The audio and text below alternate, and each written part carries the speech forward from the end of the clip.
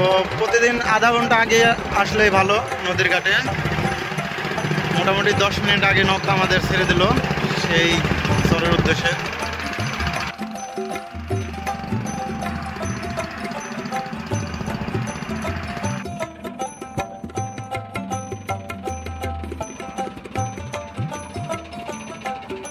তো পদ্মার পাড়ে কিন্তু বিষাক্ত রাসেল ভাইপার সাপের দেখা মিলে মাঝে মধ্যেই।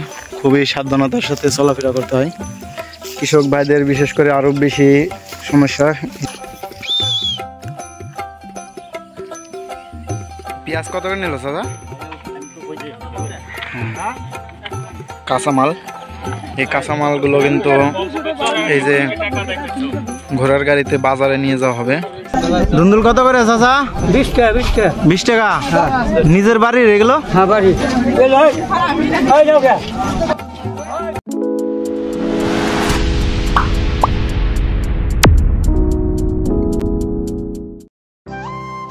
আসসালামু আলাইকুম বন্ধুরা, স্বাগত জানাচ্ছি রাজশাহীর বাঘা উপজেলার চক্রধরপুর পদ্মা নদীর পাড় থেকে। আমি মোহাম্মদ আসিফ।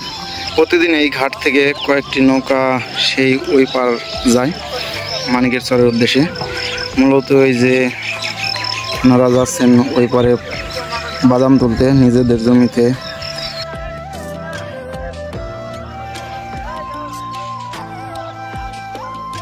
বন্ধুরা, প্রতিদিন ভোর 6টার দিকে এই চক্রধরপুর ঘাট থেকে ওই পারের উদ্দেশ্যে নৌকা ছেড়ে যায়। তো প্রতিদিন আধা ঘন্টা আগে আসলেই ভালো। নদীর ঘাটে মোটামুটি 10 মিনিট আগে নৌকা আমাদের ছেড়ে দিল। বন্ধুরা, বলে রাখি, ভিডিওটি আমার জুন মাসের শেষের দিকে ধারণ করা ছিল। সময় মতো ভিডিও এডিটিং না করার কারণে সময় মতো আপলোড দিতে পারি নাই। বর্তমানে পদ্মার পানি ভরে টইটব্বর। বন্ধুরা, পদ্মার পাড়ে এই মানিকের চর, আর এই মানিকের চরে যেতে হলে অবশ্যই নৌকার মাধ্যমে পারাপার হতে হয়। এই মানিকের চরে মাত্র 2টি ঘাট দিয়ে প্রবেশ করা যায়। একটি চক্রধরপুর ঘাট এবং অপরটি বাঘা উপজেলার আলাইপুর ঘাট নামে পরিচিত পাকুড়িয়া ইউনিয়নে অবস্থিত। এই চরে যেতে নৌকায় প্রতি জন প্রতি ভাড়া গুনতে হয় 70 থেকে 80 টাকা। এই তো অবশেষে নদীর ঘাটে চলে আসছি। এই যে ওইখানে একটা যাত্রীদের ছাউনি আছে।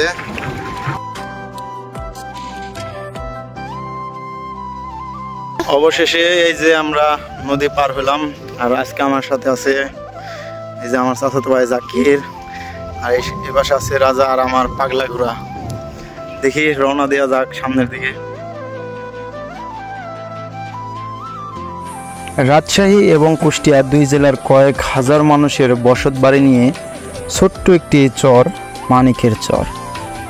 স্থানীয় কয়েকজনের কাছ থেকে জানা যায়, পূর্বে নদী ভাঙনে বিলীন হওয়ার পর পরবর্তী আবার চর জেগেছে অনেক বছর আগে।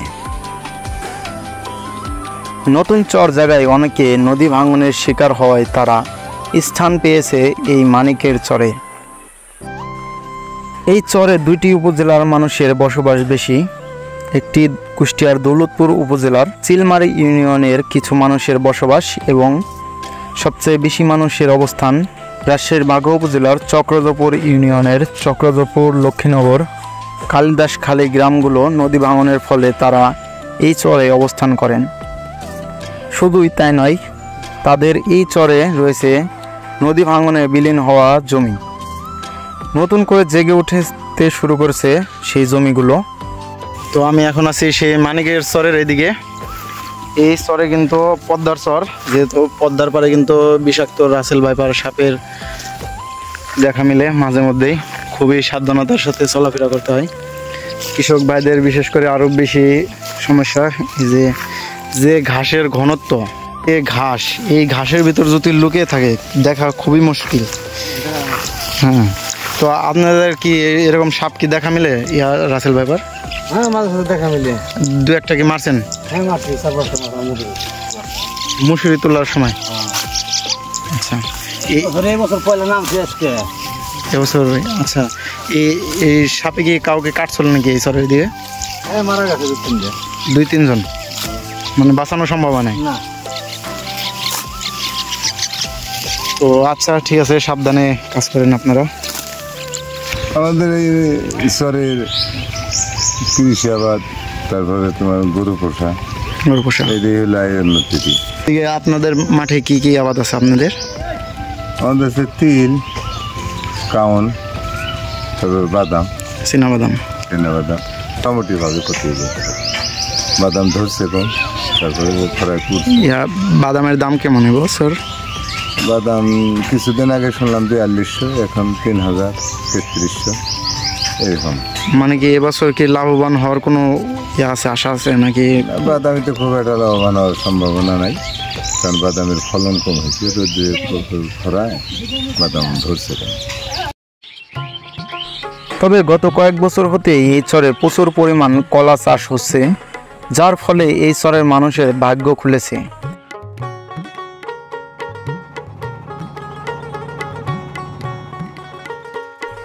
এছাড়াও এই চরে রয়েছে অনেক মাঠ, আর এই মাঠে লালন পালন করেছেন গরু মহিষের পাল।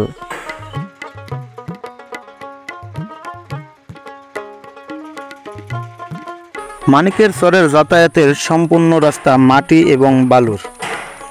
এই চরের মানুষের যাতায়াতের প্রধান যানবাহন মোটরসাইকেল, যা ভাড়ায় চালিত পাওয়া যায়। বন্ধুরা, এই যে এই মানিকের চর থেকে আশপাশের বিভিন্ন স্থানে যাওয়ার একমাত্র যানবাহন এই যে এরকম ভাড়ায় চালিত বাইক পাওয়া যায়।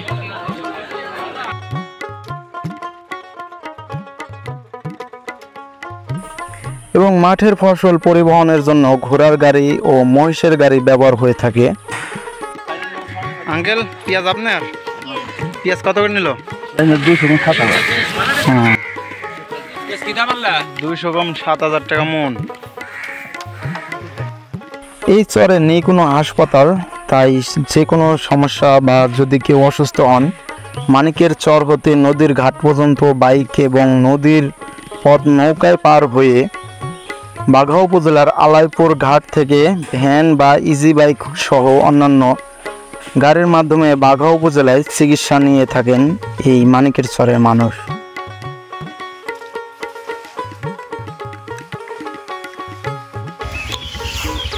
বন্ধুরা, আমি এই মুহূর্তে আছি 108 নং পশ্চিম উদয়নগর সরকারি প্রাথমিক বিদ্যালয় মাঠে। এটি মানিকের চরের বাজারের একদম পূর্ব পাশে অবস্থিত। এখানে প্রথম শ্রেণী থেকে পঞ্চম শ্রেণী পর্যন্ত পাঠদান নেওয়া হয়। এই স্কুলটি কিন্তু চিলমারি ইউনিয়ন, দৌলতপুর, কুষ্টিয়া জেলার মধ্যে। আর এই পাশে কিন্তু এই যে গ্রামটা দেখতে পাচ্ছেন, এই গ্রামের পিছন থেকে কিন্তু রাজশাহী বিভাগের শুরু, রাজশাহী জেলা শুরু, মানে বাঘা উপজেলার অন্তর্ভুক্ত ওই পিছনের ওই গ্রামগুলো। কাঁচামাল, এই কাঁচামালগুলো কিন্তু এই যে ঘোড়ার গাড়িতে বাজারে নিয়ে যাওয়া হবে। আর এই যে ভাই মাছ কোন হাটে যাবে এগুলো? মানিকের চরে হাট। কবে হাট? আজকে কি কি মাছ আছে এখানে? বন্ধুরা, আজকে শুক্রবার এবং সোমবার এই মানিকের চর বাজারে প্রতি সপ্তাহে 2 দিন বাজার বসে। সে বাঘা উপজেলা থেকে, বাঘা বাজার থেকে কিন্তু সবজি কিনে এনেও কিন্তু এই বাজারে বিক্রি করেন। ভাই পটল কত করে ভাই? 30 টাকা ভাই। 30 টাকা কেজি? ইয়া নিজের জমির এই চরে ইয়ার ফসল, তাই না?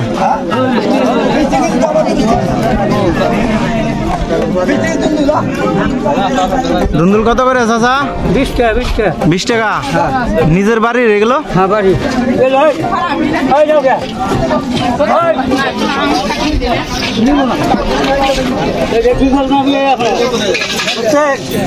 আমাকে যাই দিত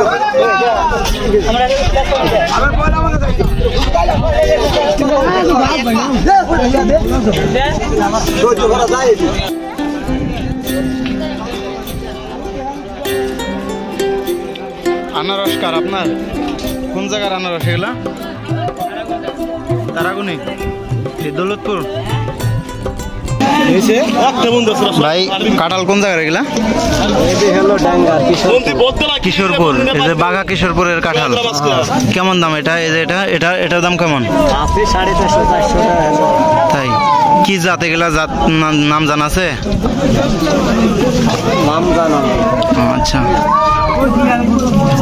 কোন পার দিয়ে আসেন, মানে এই চরে আসেন কোন পার দিয়ে? কিশোরপুর আলাইপুর। আলাইপুর, ওই যে নদী পার হয়ে।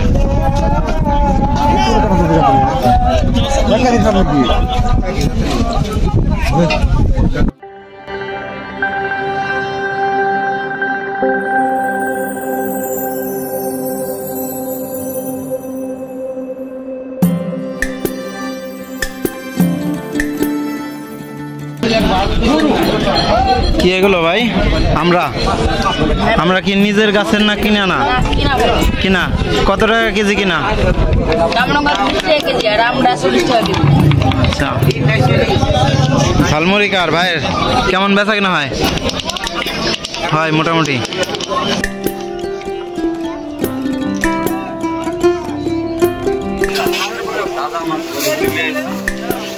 ঢেঁড়স কত করে ভাই? 20 টাকা কেজি।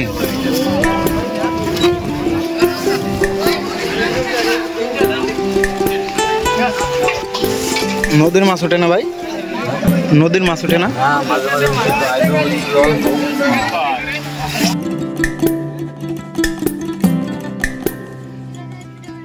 আশা করি ভিডিওটি আপনাদের অনেক ভালো লেগেছে।